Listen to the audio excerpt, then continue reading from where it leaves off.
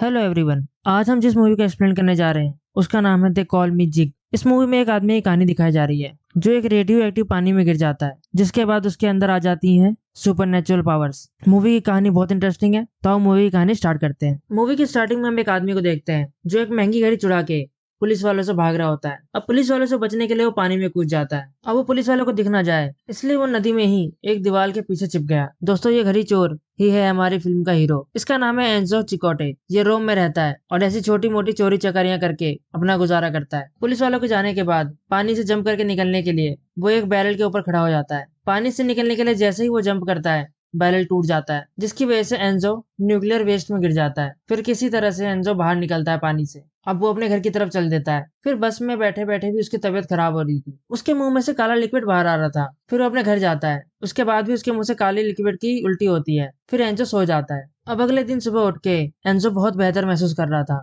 Enzo चुराई हुई घड़ी को बेचने के लिए अपने गैंग मेंबर सर्जियो से मिलता है। सर्जियो फैबियो नाम के गैंगस्टर के लिए काम करता था, जो कि बहुत ज्यादा सनकी था। वो इतना सनकी था कि उसने अपने एक आदमी को सिर्फ इसलिए मार दिया था क्योंकि वो गलत रंग का फोन लेके आ गया था। सर्जियो घड़ी के बदले एंजो को $100 देता है। उसके बाद सर्जियो एंजो को एक ड्रग डील में चलने के लिए कहता है। पैसे अच्छे होने की वजह से एंजो भी हाँ बोल देता है। अब ड्रग डील पे जाने के लिए जरूरी सामान लेने को एंजो और सर्जियो के घर जाते हैं। वहाँ एंजो सर्जियो की बेटी एलिसा से पहली बार मिलता है। एलिसा की अजीबोगरीब हरकतों को देख के एंजो समझ जाता है कि उसकी दिमागी हालत ठीक नहीं है। एलिसा ने बच्चों की तरह दीवार पे बहुत सारी ड्राइंग चिपका रखी थी। एलिसा एंजो को अपना फेवरेट एनिमे कैरेक्टर दिखाती है जिसका नाम स्टील जीग होता है। एलिसा मानती है कि स्टील जीग एक दिन आएगा और उसे बचा के ले जाएगा। अब रास्ते में सर्जियो ने एंजो को बताया कि जब से एलिसा की माँ की मौत हुई है उसकी दिमागी हालत खराब हो चुकी है और वो दिन भर सिर्फ कार्टून से देखती रहती है। उसके बाद रास्ते में वो दो ड्रग नूड्स को अपनी गाड़ी में बिठाते हैं और गाड़ी आगे बढ़ा देते हैं। ड्रग नूड्स वो लोग होते हैं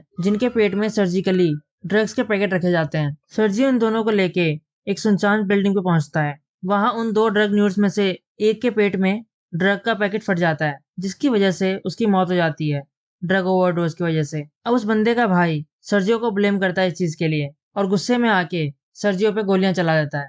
लेकिन मरते मरते सर्जियो भी उस आदमी का सर दीवार में मार के उसकी जान ले लेता है। वो बंदा मरते मरते भी एंजो को एक गोली मार देता है।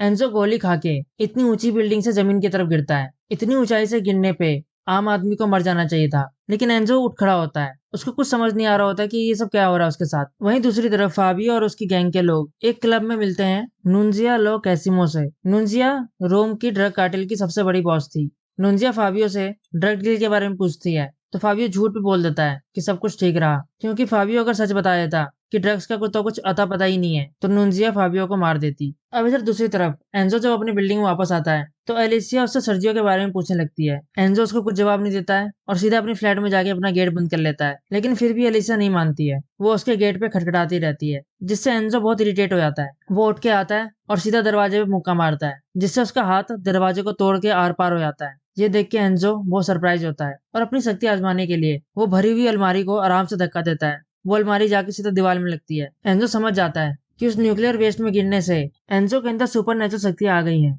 उसके बाद एंजो उस रात पूरा का पूरा एटीएम मशीन ही उखाड़ के ले आता है। चुराए हुए पैसों से वो अपने लिए अच्छा खाना खरीदता है। सुपर नेचुरल स्ट्रेंथ के साथ सुपर हीलिंग भी आ जाती है। एंजो के हाथ में लगा गोली का घाव कुछ ही घंटों में ठीक हो जाता है। दूसरी तरफ नीचे फैबियो और उसके लोग एलिसिया को परेशान कर रहे थे। वो एलिसिया से पूछताछ कर रहे थे क्योंकि उन्हें लग रहा था सर्जियो ड्रग का माल लेके कहीं भाग गया है, लेकिन एलिसिया को कुछ नहीं पता होता, इसलिए वो कुछ जवाब नहीं देती। वो चुपचाप सहमी से खड़ी रहती है। तभी वहां पे खिड़की तोड़ के एंजो कमरे में आ जाता है। एंजो ने अपना चेहरा ढका हुआ था एक मास्क और हुडी से। फिर एंजो अपनी सुपर ह्यूमन स्ट्रेंथ से उन सभी गुंडों का कुछ ही मिनटों में भूत बना देता है। गुंडे समझ जाते हैं कि वो एंजो से नहीं जीत सकते, तो वो लोग हार मान के वहां से चले जाते हैं। उसके बाद एंजो एलिसिया को अपने रूम में ले आता है ताकि वो उसके साथ सेफ रहे। एलिसिया को लगता है कि एंजो उसका कार्टून वाला सुपर हीरो जीग है जो आखिरकार उसे बचाने आ गया है। अब एलिसिया की दिमागी हालत ठीक नहीं थी। ये सब देखते हुए एंजो ने भी उसके हाँ में हाँ मिला दी। अब दूसरी तरफ फेबियो अपनी गाड़ी में बैठा होता है। वो ऑनलाइन एक वीडियो देखता है जिसमें एंजो उसका एटीएम चुरा रहा होता है।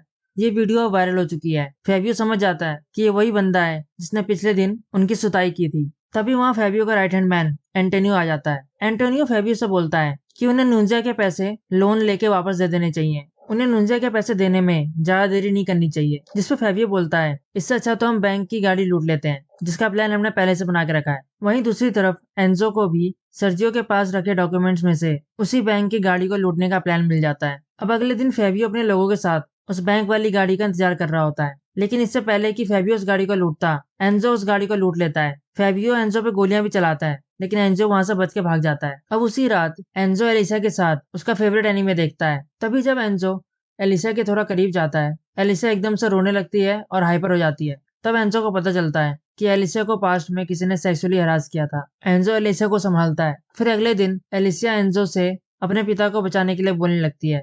उसके बाद एंजो एलिसा को एक बंद अम्यूजमेंट पार्क में ले जाता है और अपनी सुपर ह्यूमन स्ट्रेंथ से राइड्स को बिना बिजली के चलाता है। अब इधर दूसरी तरफ एंटोनियो और फेबियो के बीच में बहस होने लगती है। एंटोनियो फेबियो से बोलता है कि उन्हें नुंजिया के पैसे जल्द से जल्द वापस लौटा देने चाहिए, चाहे वो पैसे लौटाने के लिए उन्हें उधारी क्यों न लेना पड़े। लेकिन फेबियो इस बात को नहीं मानता है। उन दोनों के बीच में बहस होने लगती है। फिर वहां से एंटोनियो जाने लगता है। तभी फेबियो एंटोनियो के पीछे अपने कुत्ते छोड़ देता है। वो कुत्ते एंटोनियो को जान से मार देते हैं। अब इधर दूसरी तरफ एंजो एलिसिया को उसकी फेवरेट प्रिंसेस ड्रेस दिलाता है, जिससे एलिसिया बहुत खुश होती है। उसके बाद एंजो एलिसिया को सर्जियो की मौत के बारे में बताता है, जिसके बाद एलिसा रोने लगती है और एंजो से बोलती है कि उसने उसके पिता को बचाया क्यों नहीं। अब इधर दूसरी तरफ बैंक की कार से पैसे लूटने वाली खबर ब्रेकिंग न्यूज बन चुकी थी और Enzo as super criminal famous हो गया था। फेबियो भी ये न्यूज देखता है और उसको भी ये सुपर ह्यूमन स्ट्रेंथ चाहिए थी। फिर इधर दूसरी तरफ एलिसा एंजो की ये बात सुनकर बहुत नाराज हो जाती है और जाके बस में बैठ जाती है। लेकिन एंजो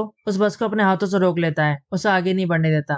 फिर एंजो बस में जाता है और एलिसा से माफी मांगता है। एलिसा उसको माफ कर देती है और उसके साथ जाने के लिए तैयार हो जाती है। लेकिन तभी एंजो को याद आता है कि उसने मास्क और अपना टोपी तो पहनी ही नहीं है। सभी एंजो को ही देख रहे थे। वो सब लोग एंजो की फोटोज खींच लेते हैं, वीडियो बना लेते हैं। एंजो जल्द से जल्द एलिसा को लेके वहां से चला जाता है। अब इधर दूसरी तरफ फेबियो अपनी दूसरी डीलर फ्रेंड से पैसे उधार लेता है नुंजिया को देने के लिए। तभी वहां पे नुंजिया आ जाती है अपने गुंडों के साथ। फेबियो को पैसे ना देने की वजह से मारने पीटने लगती है। तभी वहां फेबियो के लोग भी आ जाते हैं और नुंजिया और फेबियो के गैंग्स के बीच लड़ाई हो जाती है। एट द एंड फेबियो और नुंजिया ही जिंदा वापस लौट पाते हैं। जब फेबियो अपने अड्डे पे वापस पहुंचता है तो देखता है कि उसके सारे आदमियों को मार दिया गया है। तभी फेबियो न्यूज पे एंजो को देखता है। एंजो को भी वैसी सुपर ह्यूमन स्ट्रेंथ चाहिए थी, इसलिए वो गन लेके एंजो को ढूंढने निकल जाता है। उधर एंजो और एलिसिया भी शहर छोड़ के भागने की तैयारी में थे, क्योंकि एंजो का चेहरा पुलिस वालों ने पहचान लिया था। उसके बाद एंजो एलिसिया को लेके एक होटल में रुकता है। तभी वहां पे फेबियो गन लेके पहुंच जाता है। फेबियो एंजो को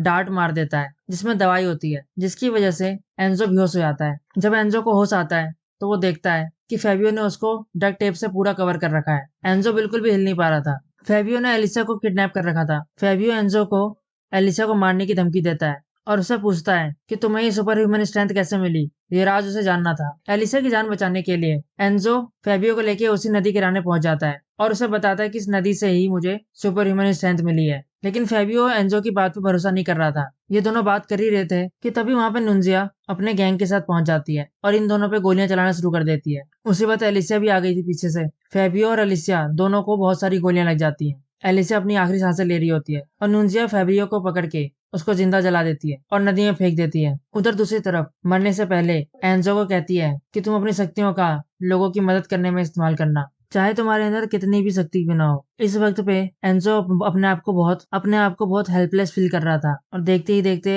एलिसा मर जाती है। फिर अगले दिन फेबियो भी नदी से बाहर निकलता है। अब फेबियो के अंदर भी सुपर ह्यूमन स्ट्रेंथ आ चुकी थी। फेबियो सीधा नुंजिया के अड्डे पे पहुंचता है और वहां सभी को मार देता है और ये सब करते हुए अपनी वीडियो भी बनाता है ताकि वो भी एंजो की तरह फेमस हो सके। उधर दूसरी तरफ एंजो एलिसा की मौत से बहुत दुखी हो जाता है और हताश होके इधर उधर भटकने लगता है। तभी एंजो के सामने एक कार एक्सीडेंट हो जाता है। फिर एंजो जल्दी से जाता है और जलती हुई गाड़ी में से एक छोटी बच्ची की जान बचाता है। उस बच्चे की माँ एंजो का बहुत एहसान मानती है। उसके बाद एंजो फेबियो को टीवी पे देखता है। फेबियो टीवी पे बोलता है कि वो रोम का सबसे बड़ा स्टेडियम बम से उड़ाने वाला है और इसके पीछे उसका कोई रीजन नहीं है। वो बस ऐसा करना चाहता है तो वो कर रहा है। तभी एंजो स्टेडियम पहुंचता है।